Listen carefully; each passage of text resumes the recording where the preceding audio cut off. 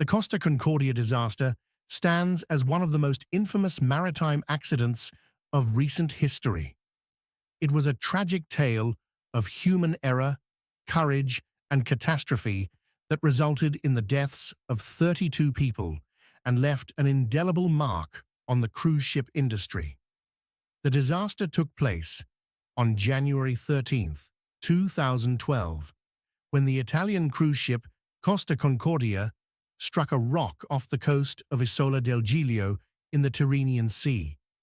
The incident exposed a range of failures, from navigation decisions and safety protocols to the chaotic evacuation process, ultimately reshaping safety standards for the cruise industry. The Costa Concordia was a 114 to 500-ton vessel operated by Costa Crociere, an Italian subsidiary of the Carnival Corporation.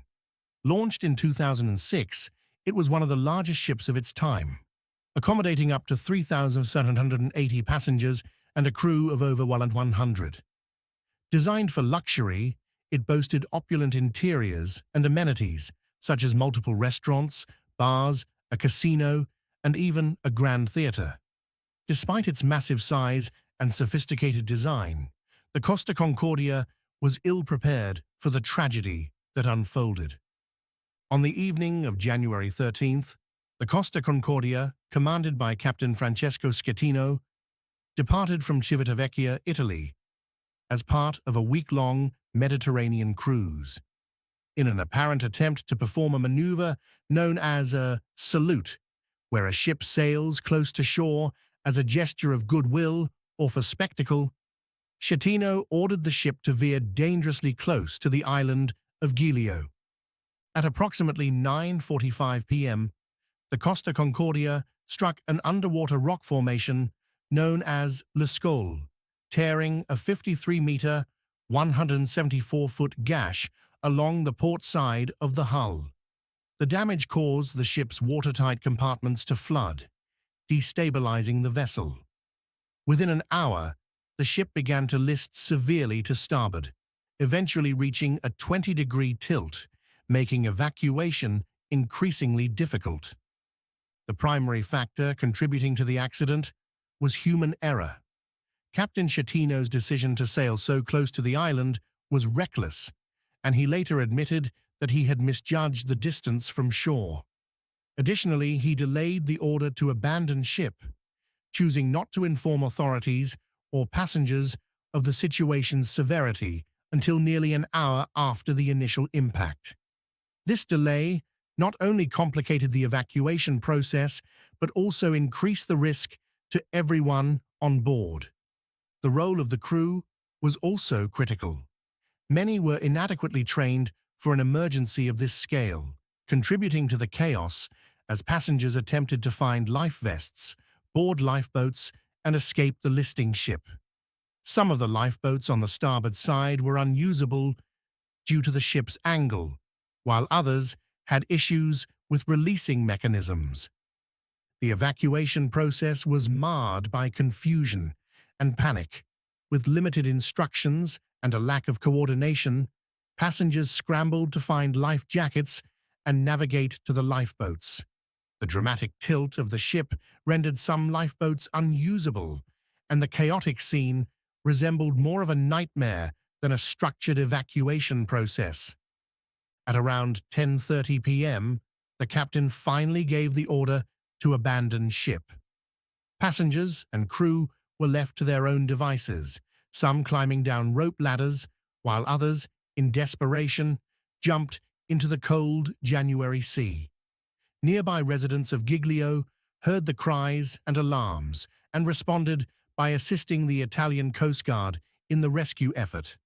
Local fishermen and private vessels also arrived on the scene to help transport survivors to safety.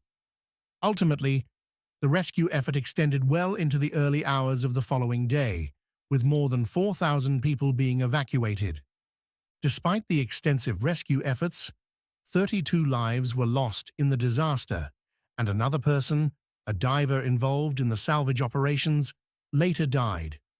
Many survivors suffered physical injuries and psychological trauma, with some trapped below decks in darkness as water flooded the lower levels of the ship. As the dust settled on the initial catastrophe, the environmental threat posed by the wreck became a major concern. The Costa Concordia carried 2,380 tons of fuel, which, if leaked, could have caused significant ecological damage to the pristine waters around Giglio.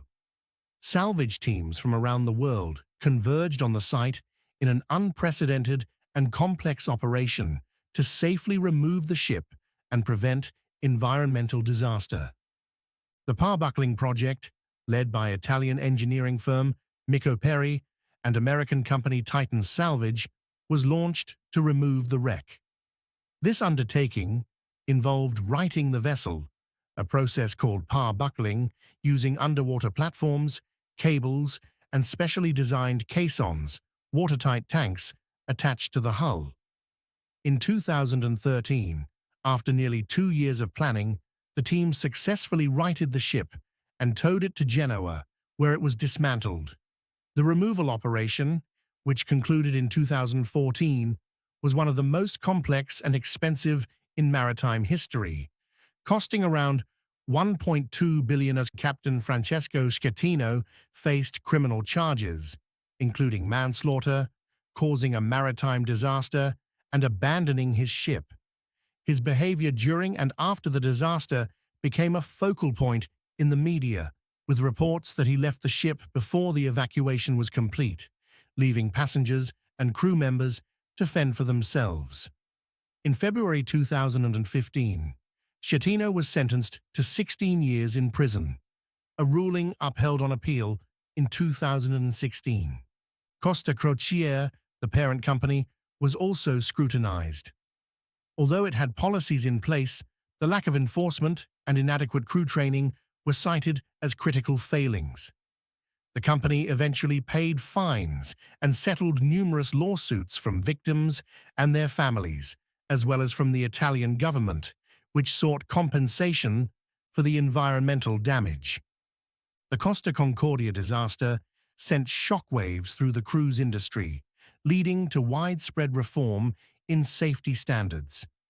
The International Maritime Organization, IMO, and cruise companies introduced several new regulations, including mandatory muster drills before departure. The Costa Concordia had not yet conducted its drill when the accident occurred, and enhanced safety training for crew members. Navigation practices were also revised, with more stringent protocols on how close ships can approach shorelines. Moreover, the disaster underscored the importance of accountability in command. Captain Schettino's infamous conduct became a lesson for captains and officers around the world, highlighting the responsibility of the captain not only for the safety of the vessel, but also for the safety and lives of those aboard. The Costa Concordia disaster continues to be a symbol of both human fallibility and resilience.